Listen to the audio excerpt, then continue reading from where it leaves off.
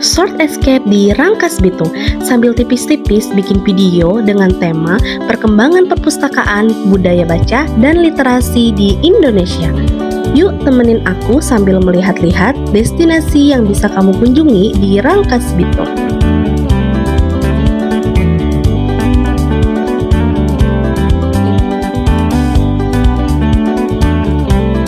Aku memulai perjalananku di rumahku dengan sepeda motor.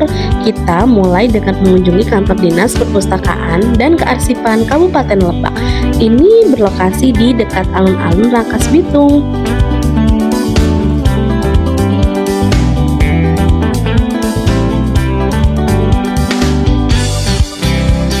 Kantor perpustakaan ini tempatnya sangat estetik, banyak digemari pengunjung, dan tentunya nyaman banget tempatnya, pastinya bikin tambah semangat membaca.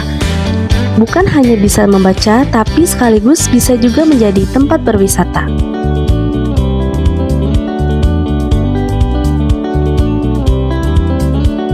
Kalau mau ke sini, kamu tinggal isi buku tamu aja. Kartu keanggotaan diperlukan kalau kamu mau pinjam buku. Perpustakaan dibuka dari hari Senin sampai Jumat dari pukul 8 pagi sampai jam 4 sore. Tahukah kamu bahwa sejarah perpustakaan di Indonesia telah dimulai sejak zaman kerajaan kuno? Pada masa kerajaan Sriwijaya dan Majapahit, sudah ada bentuk-bentuk awal perpustakaan, meskipun masih sangat sederhana. Naskah-naskah kuno disimpan di biara, istana, dan di tempat pendidikan. Ini menunjukkan bahwa budaya literasi sebenarnya telah tumbuh sejak lama di tanah Nusantara. Baru setelah Indonesia merdeka, perpustakaan mulai dibangun untuk masyarakat luas. Tahun 1950-an, pemerintah mendirikan Perpustakaan Nasional dan memperluas jaringan perpustakaan di sekolah, perguruan tinggi, dan hingga pelosok desa.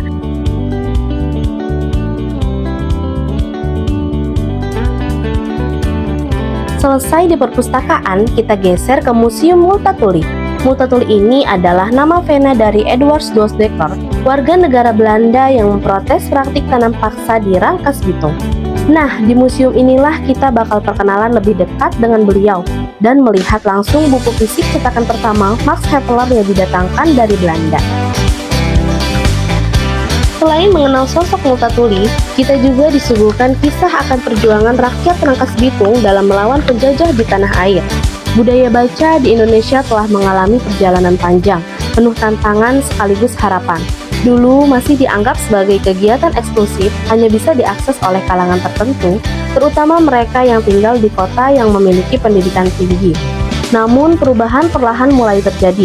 Seiring masuknya teknologi, meningkatnya angka melek huruf, serta peran aktif para pegiat literasi, budaya membaca mulai tumbuh, buku tidak lagi jadi barang langka, dan perpustakaan kini hadir bukan hanya di sekolah, tapi juga di desa-desa, pasar, bahkan taman-taman kota.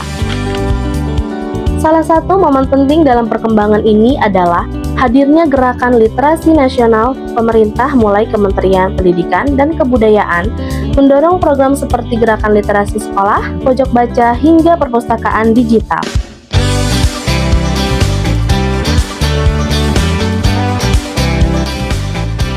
Sementara itu, komunitas-komunitas baca seperti Taman Bacaan Masyarakat tumbuh dari semangat gotong royong masyarakat sendiri. Tak kalah penting, perkembangan dunia digital juga membawa perubahan besar.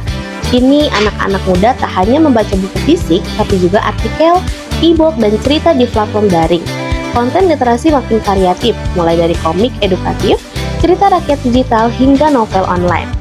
Namun, tantangannya belum selesai. Survei menunjukkan bahwa minat baca masyarakat Indonesia masih perlu diingatkan. Bukan karena malas, tapi karena akses, motivasi, dan kebiasaan membaca yang belum merata. Disinilah kita semua punya peran guru, orang tua, komunitas, hingga konten kreator untuk terus menumbuhkan cinta membaca sejak dini. Karena budaya baca bukan sekedar soal buku, tapi tentang membuka jendela dunia, tentang memperluas cara berpikir, memahami sesama, dan membentuk masa depan yang lebih cerdas dan beradab. Literasi di Indonesia memiliki akar yang panjang dalam sejarah peradaban. Dari masa kerajaan kuno seperti Sriwijaya dan Majapahit, aksara telah digunakan sebagai alat komunikasi dan pencatatan pengetahuan.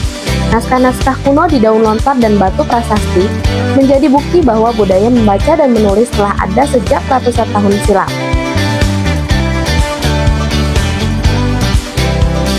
Nah, sekarang aku sedang berada di Watertoren Rangkas Bitung. Ini salah satu destinasi wisata yang bisa kamu kunjungi. Sekian travel vlogku kali ini, semoga bermanfaat dan menambah wawasan kalian.